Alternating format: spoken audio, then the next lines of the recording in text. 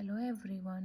अब हम पढ़ेंगे कोवलेंट बॉन्ड के बारे में। हमें पता है कोवलेंट बॉन्ड फॉर्म्ड होता है बाय शेयरिंग और ओवरलैपिंग ऑफ इलेक्ट्रॉन से।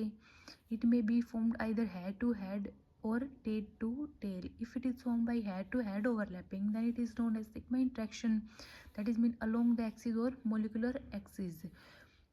So the axis which is fixed on which atom will combine and form bonds is known as molecular axis. इसमें हमारे दो लोब्स इंटरेक्ट होती हैं वो overlapping zone is one along the molecular axis, यानी कि overlapping zone हमारी क्या होगी, वन होगी, दो लोब्स इंटरेक्ट होंगे और जो ओवरलैपिंग जोन होगी वो क्या होगी, along the molecular axis. So first is our sp overlapping, second is our pp overlapping, third is dz square and fourth is ds overlapping. इन सभी चारों की चारों ओवरलैपिंग्स में हमारा कौन सा बॉन्ड फॉर्म होगा, sigma bond. In head on head overlapping zone lies on the molecular axis, यानी कि जब हेड टू हेड ओवरलैपिंग होगी तो हमारी ओवरलैपिंग जोन लाई कहाँ करेगी, मोलिकुलर एक्सिस पे. स्ट्रेंथ ऑफ बॉन्ड चेक कैसे करेंगे, check the principal quantum number, it should be low. यानी कि फर्स्ट हम एन की value, principal quantum value check करेंगे जो हमारी क्या होनी चाहिए, लो होनी चाहिए. If principal quantum number is same then check directionality, it should be higher. Directionality check करेंगे नेक्स्ट हमारे प्रिंसिपल क्वांटम नंबर के बाद, और डायरेक्शनलिटी हमारी क्या होनी चाहिए, हायर होनी चाहिए. फर्स्ट देखो अब इसकी बॉन्ड स्ट्रेंथ का ऑर्डर क्वेश्चन. 1s की बॉन्ड स्ट्रेंथ क्या होगी, ज़्यादा होगी 2s से और 3s से.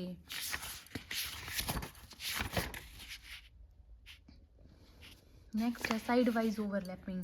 साइड वाइज ओवरलैपिंग मतलब pi bond, four lobes interact करेंगी इसमें हमारी, two overlapping zones are formed, यानी कि साइड वाइज ओवरलैपिंग से टू ओवरलैपिंग जोन्स बनेंगी और हेड टू हेड ओवरलैपिंग से हमारी क्या बनेंगी, टू ओवरलैपिंग जोन्स या टेल टू टेल से. Overlapping zones are not along molecular axis, और ओवरलैपिंग जोन हमारे मोलिकुलर एक्सिस के अलोंग नहीं होंगी. For example p x combine करेंगे तो पी पाई बॉन्ड बनेगा. Similarly p pi d pi से भी पाई बॉन्ड बनेगा और डी पाई से भी हमारा क्या बनेगा, पाई बॉन्ड बनेगा. लेकिन डी जेड स्क्वायर से हमारा कौन सा बनेगा, सिग्मा बॉन्ड. यहाँ से रिपल्शन हो जाएगी, पाई बॉन्ड नहीं बनेगा. D z square and s orbital never form pi bonds, यानी कि डी जेड और एस ऑर्बिटल हमारे कभी भी पाई बॉन्ड नहीं बनाएंगे, always form sigma bond. Strength of pi bonding कैसे चेक करेंगे, पहले हम देखेंगे एन की value. Strength of pi bond decreases as n value increases.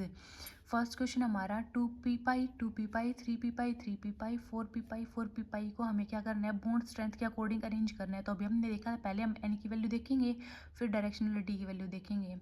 N की वैल्यू किसकी ज़्यादा है, 4 की, लेकिन डायरेक्शनलिटी देखें तो 2p पाई 2p पाई देन 3p पाई देन 4p पाई हमारे बॉन्ड स्ट्रेंथ का ऑर्डर हो जाएगा. नेक्स्ट हमारे ये सारे अरेंज करने हैं हमें इन इंक्रीजिंग ऑर्डर में. हमारा पहले फर्स्ट रहेगा, फिर फिफ्थ रहेगा, फिर सेकंड रहेगा, फिर फोर्थ रहेगा और फिर थर्ड रहेगा. क्या क्यों है ये ऐसे, as we know that d orbital is diffused so 3p pi 3d pi should be weaker. यानी कि जैसे हमें पता है डी ऑर्बिटल हमारा क्या होता है, डिफ्यूज्ड होता है, इसलिए 3p पाई 3d पाई हमारा शुड बी वीक होना चाहिए. But actually it is strong due to inclined nature of d orbital. But हमारा डी पाई वाला क्या होगा, 3p पाई 3d पाई वाला क्या होगा, हमारा स्ट्रॉन्ग होगा क्योंकि इंक्लाइंड नेचर होता है हमारा डी ऑर्बिटल्स का. D pi orbitals lie close to p pi orbitals, हमें पता है d pi orbital close lie करते हैं पी पाई ऑर्बिटल्स के, दस इफेक्टिव ओवरलैपिंग टेक्स प्लेस. और हमें ये भी पता है ऑक्सीजन मॉलिक्यूल O2 की फॉर्म में एग्जिस्ट करता है, कल ही हमने पढ़ा था, बिकॉज ऑक्सीजन एटम्स के बीच में हमारा क्या होता है, पाई बॉन्ड होता है एक. Sulphur exist in S2 form, not in form of S. Sulfur exists in S8 form, not in the form of S2. It is crown shape, that is in puckered ring like structure. N2 exists in N triple bond N form, 2p pi overlapping से. And phosphorus exists in P4 form ऐसे. Oxides of carbon dioxide monomeric है ये, O double bond C double bond O. Oxides of silicon exist in polymeric form ऐसे.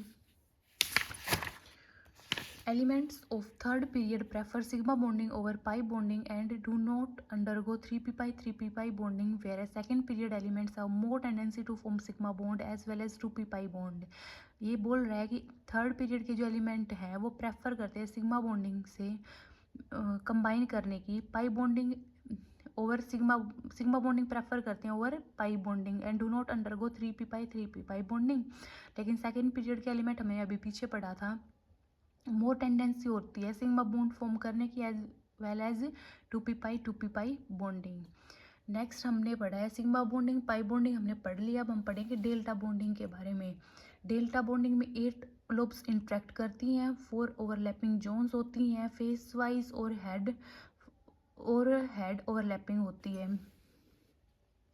और delta bonding form होती है किसके combination से, dx² - y² और dxy के इन्वॉल्व होने से।